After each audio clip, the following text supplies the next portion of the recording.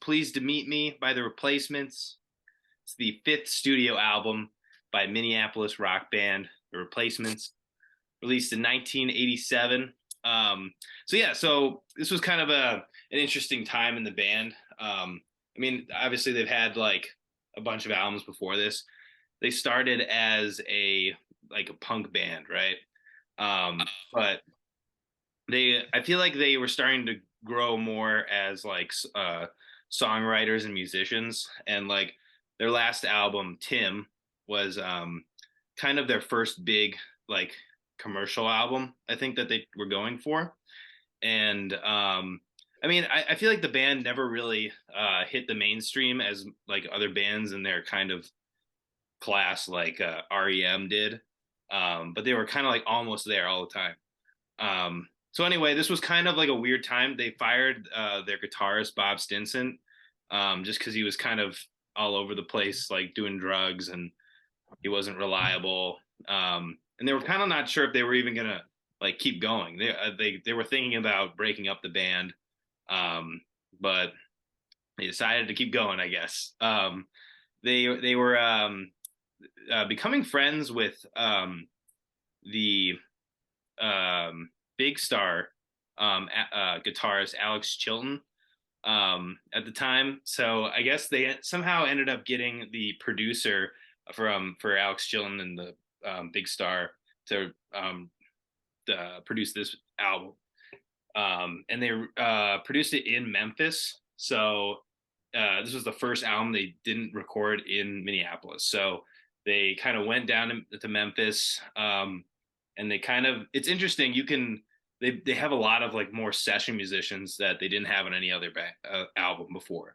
So you have a lot more horns on this album. They have like these professional Memphis horn players that I think just really like brighten up this album, and and I think that like is a big highlight of the album, and it makes it stand out for me in terms of the discography that they have. I'm trying to think what else. I mean, I kind of chose this album specifically because I feel like I kind of shit on punk in general. Um, just I guess like the problem with punk for me is like it kind of feels more about being loud and fast and less about making like a good song sometimes for me in terms of listening. But that's not really the point of what it is sometimes. But I think like with Paul Westerberg's songwriting, he really tries to add different songs throughout the albums. Like trying to pull it up here. You got songs like Nightclub Jitters, which is like a jazz club song, and it's totally like a lounge kind of thing. And then you have songs like Alex Chilton, I don't know, just totally punk songs. And then the last song, Can't Hardly Wait, just a good pop song. Yeah, it's just it feels like the variety is there, and I just love that. But also feels tough and like in your face at times. And they actually have Alex Chilton from Big Star plays like a couple guitar licks on the last song, which is kind of cool. They're just like sprinkled in there.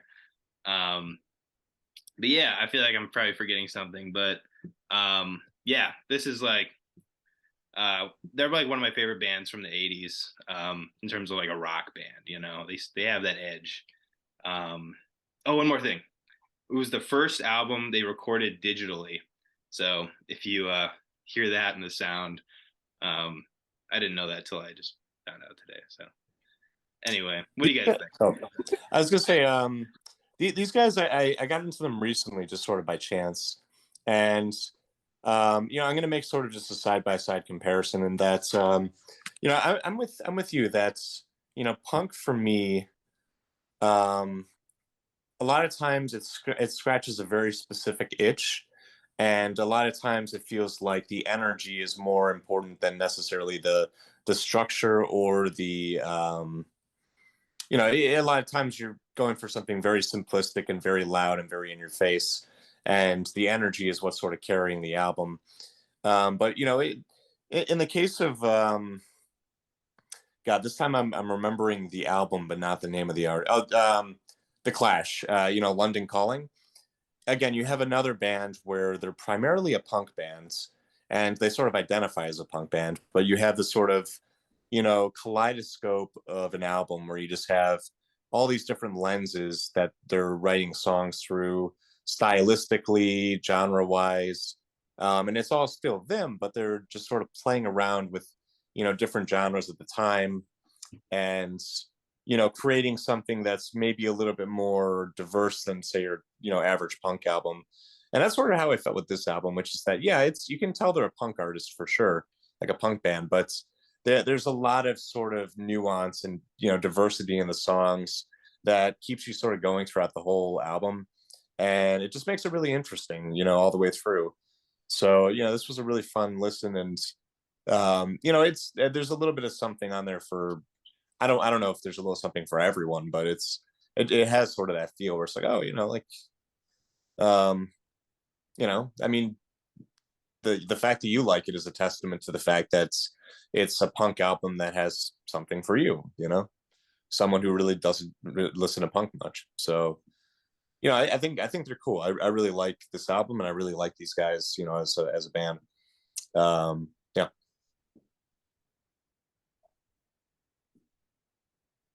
Yeah, I really like this album too. It was this is the first time I listened to it all the way through as well. And I know, Matt, you talk about this album all the time on Socks Off. And I knew some of the songs for sure. I've like definitely I definitely knew some of them. But I think I've like always kind of had a tough time getting into it because I just don't like the first song that much. But once I get past that, the rest of the album is freaking awesome. Freaking, I say. Um, it really kind of surprised me like how varied it is. Like I feel like the back half of the album is sounds very different from the front half of the album, which is really nice when you listen to this thing. And I like the back half more, I would say. So it's great. Um, I really like Alex Chilton is awesome. It's a great song. I really like The Ledge. That was a really cool song. I really like the guitar in The Ledge.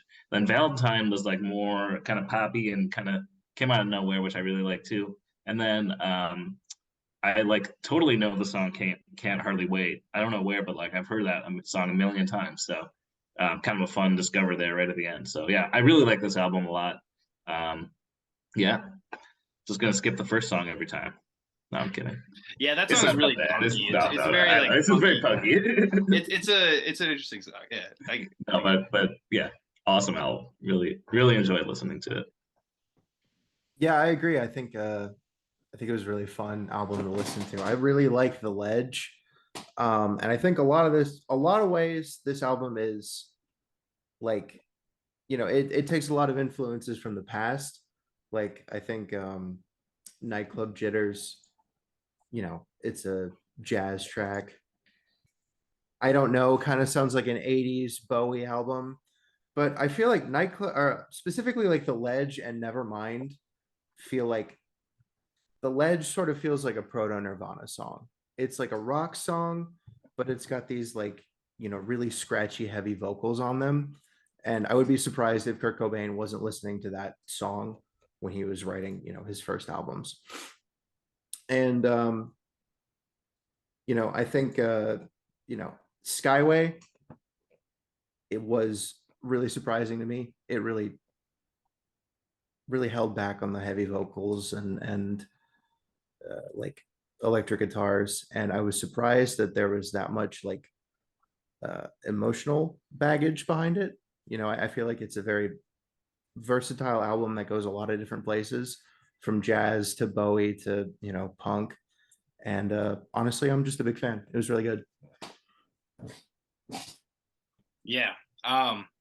I love this album. I feel like this is a classic example of when we do these things, I like learn so much about after doing like the research behind it, and you find like new appreciations for like the album, just like how they made it and like the circumstances they were in.